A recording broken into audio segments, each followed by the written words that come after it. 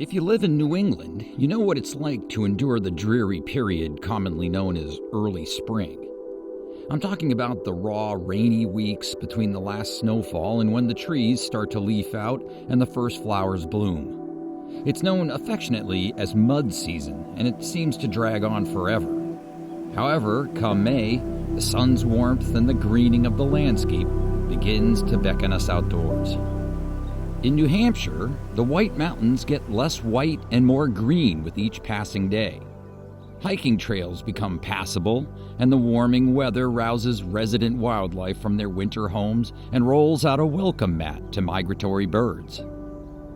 It was into this brave new world that I met up with Dave Fatula, the owner of Guineafowl Adventure Company, for a short hike to Arethusa Falls in the Crawford Notch area. One of the many great things about visiting the Whites in spring is that the trailhead parking lots have plenty of space, and the trails themselves are much less crowded, especially the popular ones like Arethusa Falls. We offer through Guineafowl this loop hike, which is the Frankenstein Cliff, all the way over to Arethusa Falls, and then back down the Bemis Brook. That's about a 5-mile loop trail that we generally will do.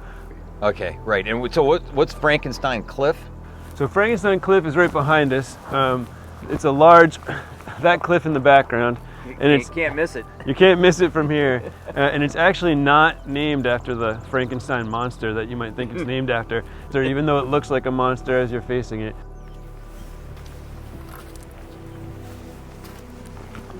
So you see these conditions that are just really rocky, rooty conditions, even on a very well-used trail. That's kind of all of our trails here in the Whites. People tend to think, if they haven't hiked here before, that most trails like out west are either pine needly or sandy or have lots of switchbacks. Our trails really don't have switchbacks, and we're just roots, rocks, and whatever the trail's been maintained by the folks who help us out maintaining trails. But it tends to be kind of intimidating for people because they come up here and they see these conditions, which aren't bad, but if you're not used to them, you're like, whoa, this looks a lot less kind of groomed than people expect. So Tom, we're coming into a muddy section of the trail, which you're going to get a lot in spring conditions, right? All these trails are going to be wet for at least a few more weeks, and you can see that you've got a whole, I can just pick up the water coming through the mud, but this is the actual trail, right? And so you might oftentimes think, oh, I don't want to get wet, or I don't want to have to worry about balancing on the rocks, and you're going to want to go around where you see dryness. But from an erosion perspective and from the potential to step on, growing vegetation on the sides of the trail, you really don't want to do that. The rocks, most times, especially here on this trail, are very easy to navigate straight through the trail. Or in the springtime, you should always be prepared by wearing boots that have some side of a weatherproofing to them. So if you got to step in mud, it's okay. Step in mud. Right. Step in mud, be comfortable, explore. But just make sure that you're not going off trail and either widening the trail that's going to create further erosion issues, or potentially stepping on growing vegetation in the spring that could still be under some of the dead leaves from last fall. You might not even know it's there. So here we are, May 8th. We're at 2,000 feet of elevation right now, and you still have residual snow from the areas that are shaded by trees or the areas that were lower lying that accumulated more snow during the winter. Most of the Whites right now still have a good amount of snow at anywhere above 3,000 feet. Really? So something you really need to be aware of, right? Yeah, you have to be considerate of above tree line conditions, and you have to be considerate of below tree line conditions at certain elevations. So it varies depending on the weekly weather. Like last week, the Presidentials got almost 12 inches of new snow, but the rest of the mountains saw more rain. So here in the Presidential Range, we're in Crawford Notch, the Presidentials are right back there. There's snow from 2,400 feet up. We were walking on fresh powder on Mount Pierce last Friday. What people don't realize is that the White Mountains is actually really in Boston's backyard. We're only 2 to 2.5 hours away from the city. You don't need to travel all the way out to the West Coast or somewhere super far to get the mountains, the forest, the trees, the rivers, the waterfalls. It's really all right here. So Guineafowl Adventure Company was launched in the fall of 2021. I decided that for the rest of my career, I wanted to be outdoors, I wanted to be helping people, and I wanted to figure out how those two things could be combined with my passions personally of trail running and hiking. We take people on guided adventures in the White Mountains where we provide all of those things to them.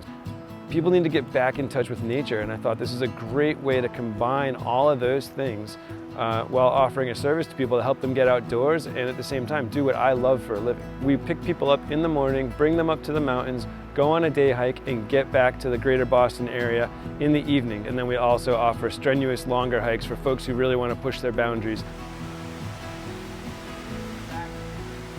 Oh, we made it! Yeah. Arethusa Falls? Arethusa Falls, yep, the tallest single vertical waterfall in New Hampshire at about 140 feet. And it's in its glory right now. Man, with, is it ever. With all the snow melt and rain we've been getting over the past couple weeks.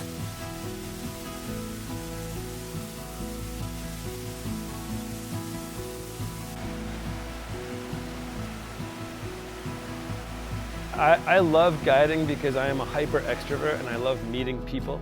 Everybody who you meet when you're out hiking, when you're guiding, they're in nature, excited about experiencing something new, excited about being in an environment that they've always wanted to be in. That's just, we're so lucky to have and so lucky to be able to do together.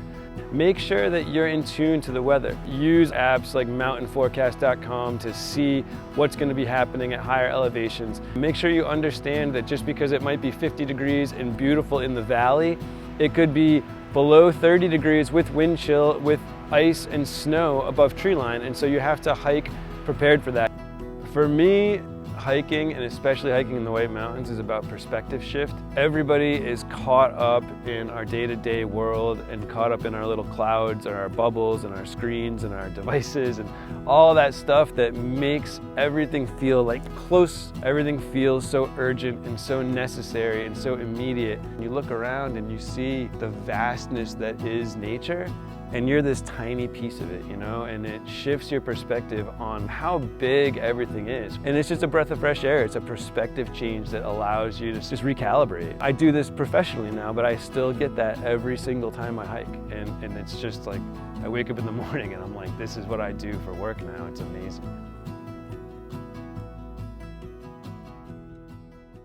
Thank you for watching. For more exclusive video content, including short films, episodes, and features, be sure to click the subscribe button and look for us on social media at Explorer New England Films.